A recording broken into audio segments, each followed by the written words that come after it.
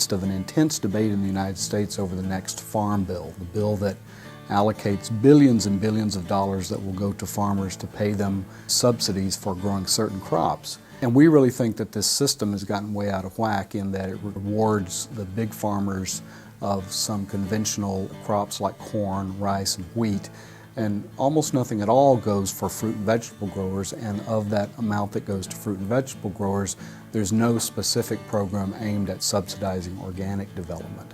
So we are going to be fighting in Washington to try and shape a new farm bill that will send more money to organic agriculture, that will spend more money on helping farmers improve their environmental practices, reduce pesticide use, reduce pesticide runoff. It's going to take a huge shift of resources at the government level to bring this about, so I wouldn't count on your local store going all organic anytime soon.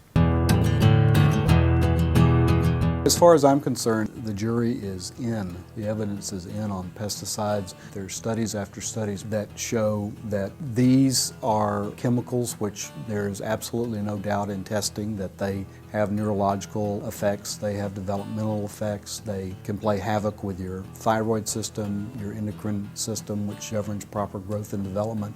So especially for kids, you really want to try and limit their exposures to pesticides, or you probably are not going to see some dramatic problem, but you may see very subtle effects later on in life. We think there are many pesticides out there on the market for which there are safer alternatives. We of course do advocate organic agriculture, but we recognize that it's such a tiny part of the overall U.S. farm economy. Only about 1% of the entire acreage in the United States is planted in organics, that we know we got a long way to go. There may be some crops that farmers are going to argue they simply can't grow in organic fashion at the size needed to fill supermarket stores.